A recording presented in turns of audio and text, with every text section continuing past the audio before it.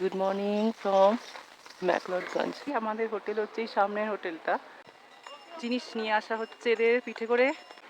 সবাই গেছে, এখন আমরাও যাব।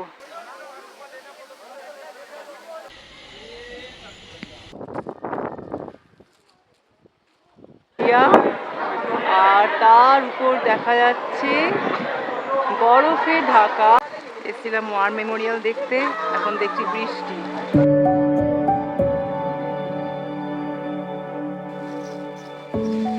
সকাল সকাল দূরে দেখা যাচ্ছে বরফে ঢাকা পাহাড়।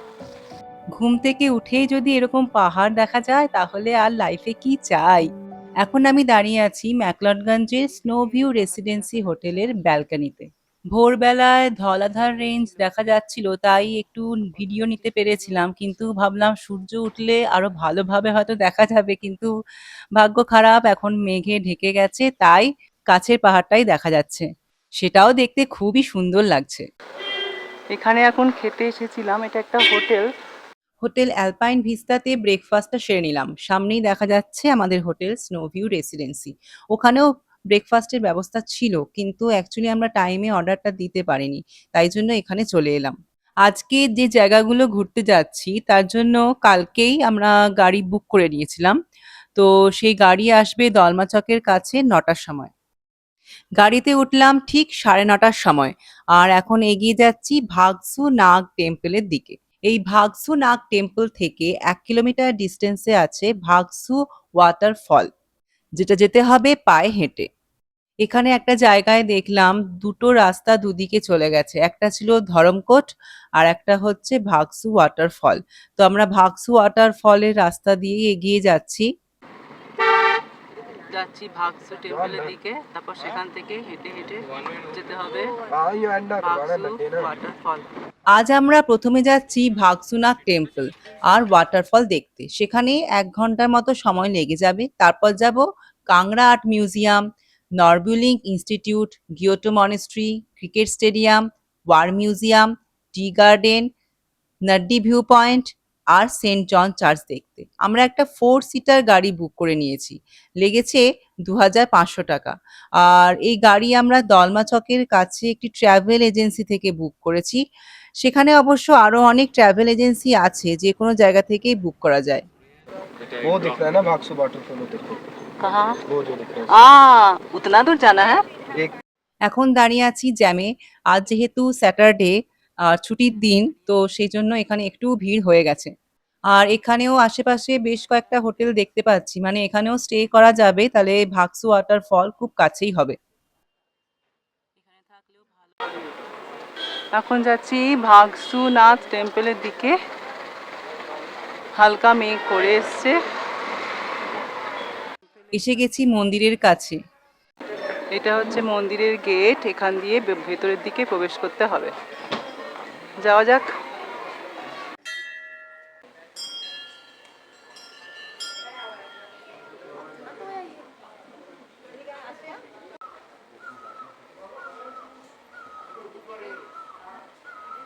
মন্দিরের ভেতরে যেতে হবে, আর এই দিক দিয়েও একটা মন্দির আছে পিছন দিকে, এদিকেও গিয়ে দেখছি।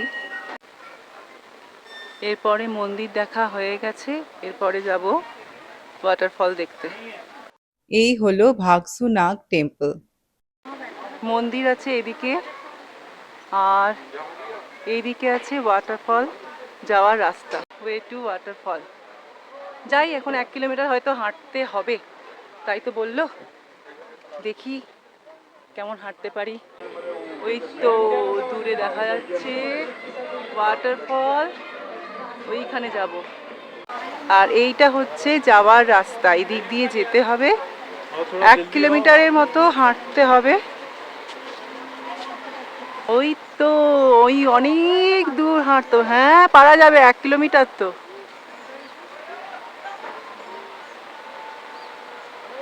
ওইখানে কিছু কাজ হচ্ছে মনে হয়। এই রাস্তাটা একটু খাড়া আছে, স্টিপ আছে, একটু দম নিয়ে নিয়ে উঠতে হবে। পাথরটাতে সূর্যের আলো পড়েছে, বেশ একটা অদ্ভুত রকম দেখতে লাগছে। আর কিছুটা হাঁটলেই চলে যাব ওয়াটারফলের কাছে। ওই দূর থেকে শুরু করেছিলাম হাঁটা, এখন অনেকটা চলে এসেছি উপরে, আরো উঠতে হবে। বেশ সুন্দর, জলের আওয়াজ শোনা যাচ্ছে। কতটা রাস্তা পেরিয়ে এসেছি ভাবতেই পারছি না, আরো যেতে হবে। এত ভালো লাগছে জায়গাটা, এত ক্রাউডেডও হয়ে গেছে, প্রচুর মানুষ। আর এই যে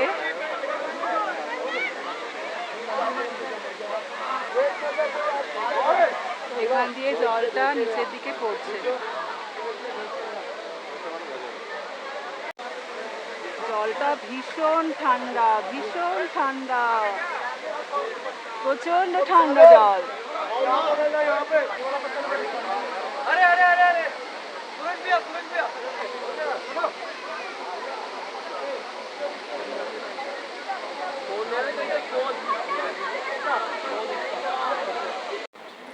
ওই উপরে উঠেছিলাম, এখন আবার নেমে চলে এলাম।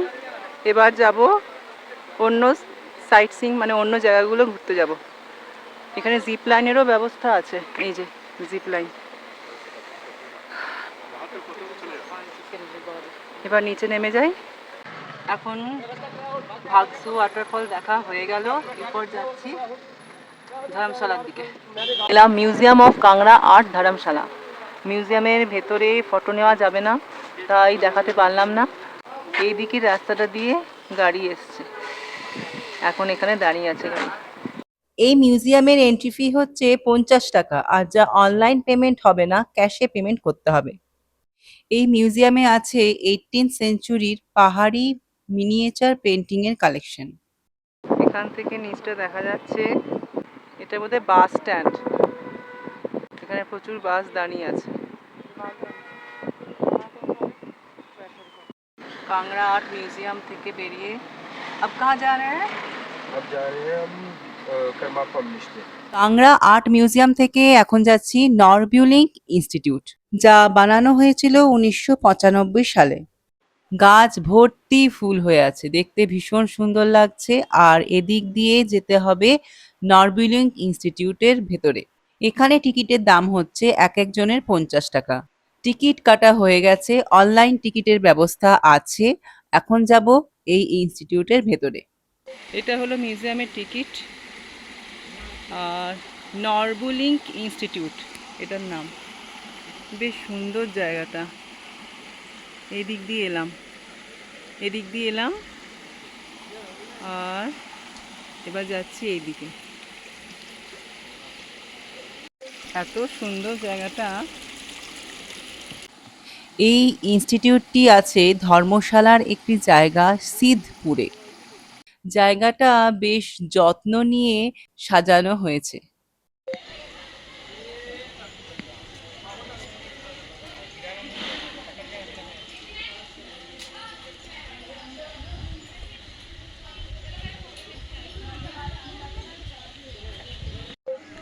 নরলিং হাউস। এই নরলিং হাউস হলো নরবিউলিং ইনস্টিটিউটের একটি গেস্ট হাউস। যে সমস্ত ভিজিটার্সরা আধ্যাত্মিক সাধনার জন্য আসেন, তারা এখানে থাকেন। এখন দেখি দিক দিয়ে উপরের দিকে যাই।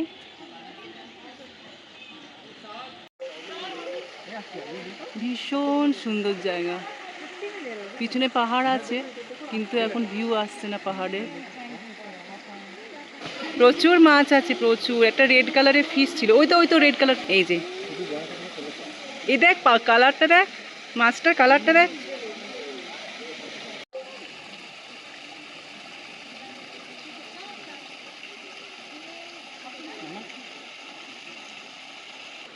সমস্ত দিকটা ভালো, কোন দিকটা ছেড়ে কোন দিকটা দেখাবো সেটাই বুঝতে পারছি না।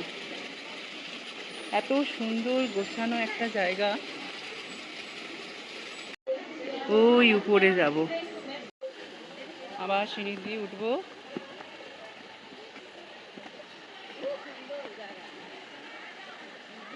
বসার জায়গাও করা আছে। এত পরিষ্কার পরিচ্ছন্ন, সুন্দরভাবে সাজানো একটা জায়গা। এবার প্রবেশ করব এই মন্দিরের ভেতরে। জুতো এখানেই খুলতে হবে।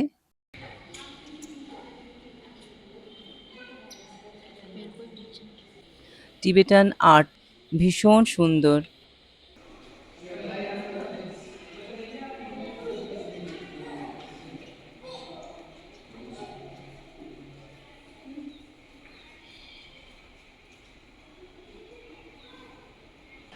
এটি হলো থাংকা পেন্টিং, যা টিবেটান বুদ্ধিস্টদের ট্র্যাডিশনাল পেন্টিং।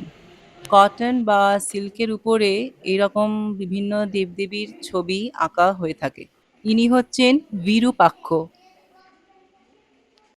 লেখা আছে ভৈশ্রবনা, যার অর্থ হলো কুবের। এখন চলে এসেছি ডল হাউসের মধ্যে। এক জায়গায় লেখা ছিল ডল হাউস, তো সেখানে ঢুকেই দেখলাম এরকম বিভিন্ন ধরনের ডল রাখা আছে।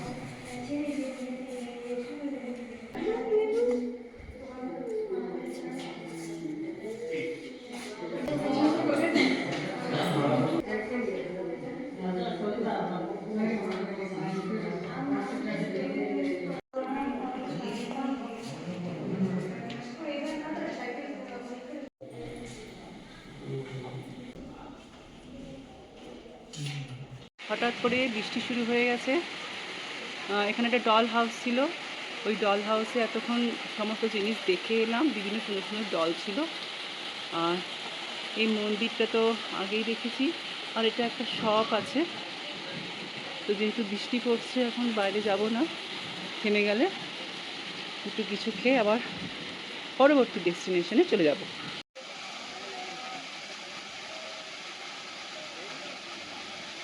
ওইদিকে দেখা যাচ্ছে নরবিলিংক ইনস্টিটিউট, আর তার কাছে ছিল একটি দোকান। সেখানে এখন লাঞ্চটা সেরে নিয়েছি সিদ্ধু। যখন লাঞ্চ করছিলাম সে সময় প্রচুর বৃষ্টি হয়েছে, এখন তাও একটু বৃষ্টি থেমেছে, কিন্তু আকাশ কালো মেঘে ঢেকে আছে। এখন যাচ্ছি গিয়োটো মনেস্ট্রি দেখতে। দেখা যাক কিরকম দেখা যায়, চারদিকে তো মেঘ রয়েছে, এখন বৃষ্টি আবার নামতেও পারে। বাইরে শুরু হয়ে গেছে বৃষ্টি। এই সামনেই দেখা যাচ্ছে গিয়োটো মনেস্ট্রি গেট। এই গিয়োটো মনেস্ট্রি হলো টিবেটান বুদ্ধিস্ট সেন্টার। এটি আছে ধরমশালার সিদবাড়ি নামক একটি জায়গাতে। এই মনেস্ট্রিতে কোনো এন্ট্রি ফি লাগে না। কিয়োটো মনেস্ট্রি দেখতে চলে এলাম।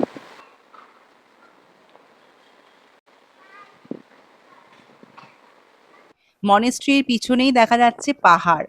আর যদিও আকাশ পুরো কালো মেঘে ঢেকে আছে, কিন্তু তাও দেখতে বেশ সুন্দর লাগছে। এখান থেকে ধলাধার রেঞ্জ কিন্তু খুব ভালো দেখা যেত অ্যাকচুয়ালি, যেটা জানতে পারলাম, কিন্তু আজকে তো দেখার উপায় নেই, আকাশ তো একদম কালো হয়ে এসছে। আর মনেস্ট্রিও বন্ধ আছে, এখন কাজ চলছে, সেজন্য ভেতরে তো যাওয়ার উপায়ও নেই। এই মনেস্ট্রিতে যে সমস্ত বিষয়ে পড়ানো হয় সেগুলির মধ্যে হলো তান্ত্রিক মেডিটেশন, রিচুয়াল আর্টস আর বুদ্ধিস্ট ফিলোসফি। আর এদিকে থাকার ব্যবস্থাও আছে।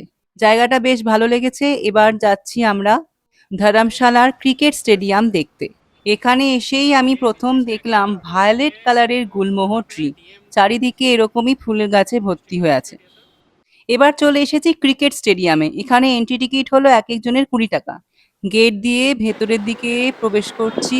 এই স্টেডিয়ামের ছবি শুধুমাত্র টিভিতে খেলার সময়ে দেখেছি, কিন্তু আজ নিজের চোখে দেখবো, তাই আমি খুব এক্সাইটেড। এখানেও দেখতে পেলাম ভায়োলেট গুলমোহর ট্রি। এদিকের মাঠে মেয়েদের ক্রিকেট খেলা চলছে।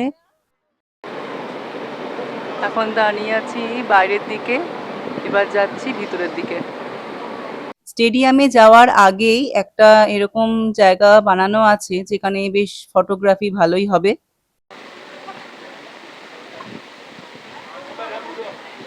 এটা আছে এই এন্ট্রি গেটের সামনে। ওই দূরে দেখা যাচ্ছে পাহাড়, তার মধ্যে বরফ পড়ে আছে। আর এখন আমি আছি এই ধরমশালা স্টেডিয়ামে। প্রচুর মানুষ এসছে দেখার জন্য। অবশ্য সমস্ত জায়গায় যাওয়ার নিয়ম নেই। এই হলো স্টেডিয়াম, আর তার উপর দেখা যাচ্ছে বরফে ঢাকা ধওলাধর রেঞ্জ। ভীষণ খুশি লাগছে, এই মাত্র বৃষ্টি হলো প্রচুর গাড়িতে আস্তে আস্তে, আর তারপরেই এই রূপ দেখতে পাচ্ছি প্রকৃতির। দুর্দান্ত দুর্দান্ত। এদিকটা এখনো বৃষ্টি হচ্ছে, এদিকটা যদি পুরো পরিষ্কার হয়ে যেত তাহলে পুরো জায়গাটা জুড়ে এই ধলাধার রেঞ্জটা দেখা যেত। আর সুন্দর লাগছে, প্রচুর ভালো লাগছে।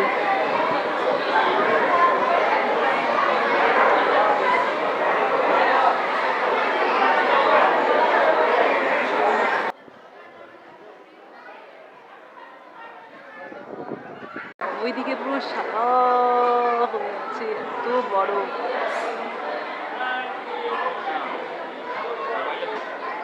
এবার গ্রাউন্ড।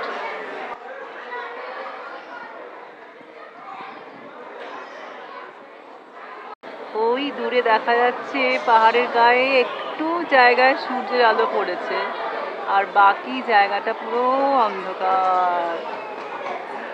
বৃষ্টিটা হয়ে গেলেই খুব সুন্দর ভিউ আসবে। ক্রিকেট স্টেডিয়াম থেকে বেরিয়ে এখন যাচ্ছি ওয়ার মেমোরিয়াল দেখতে।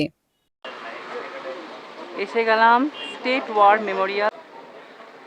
দাঁড়িয়ে আছি স্টেট ওয়ার মেমোরিয়াল, হিমাচল প্রদেশ।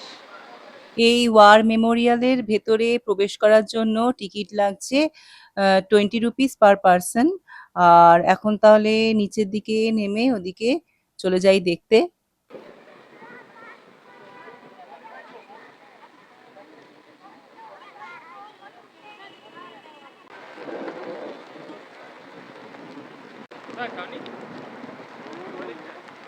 এবার শুরু হয়ে গেছে বৃষ্টি।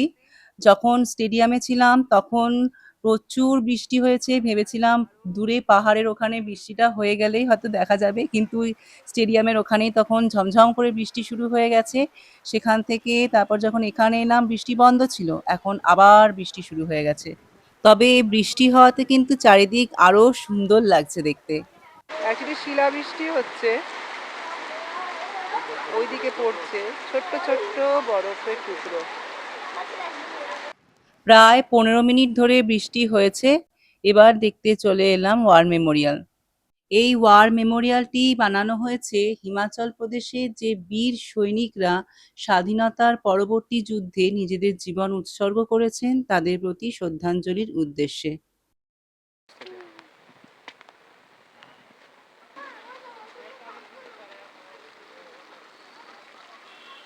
এখানে আছে Indo Pak war 1971, Jammu and Kashmir rifles.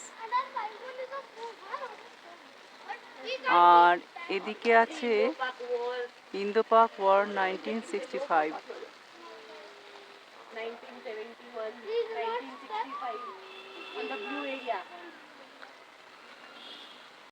আজ আমরা ভালো আছি, স্বাধীনভাবে ঘুরে বেড়াতে পাচ্ছি, শুধুমাত্র ইনাদের জন্যই। এই ওয়ার মেমোরিয়ালের পাশেই আছে একটা ওয়ার মিউজিয়াম, তার টিকিট আলাদা। অ্যাকচুয়ালি ওয়ার মেমোরিয়ালে লাগলো 20 টাকা করে, আর এখানে বিলো 18 ইয়ার্স 10 টাকা, আর অ্যাবাভ 18 ইয়ার্স হচ্ছে 20 টাকা করে। এইদিকে আছে স্টেট ওয়ার মিউজিয়াম, ধর্মশালা।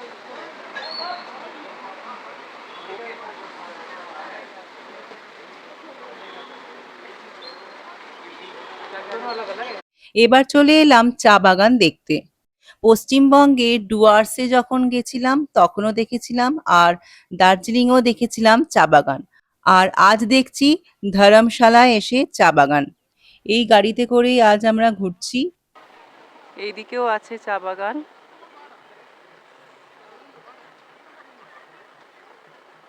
এই যেখানে লেখা আছে I love Himalaya and brew, এখান থেকেও চা বাগানের দিকে যাওয়ার রাস্তা আছে।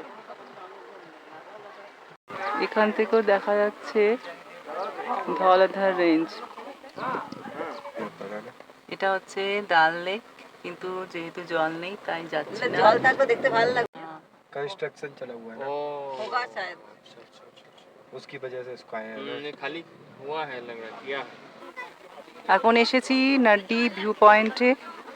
এখান থেকে পাহাড়টা দেখা যেত, কিন্তু যেহেতু মেঘলা আকাশ তাই শুধু মেঘই দেখা যাচ্ছে।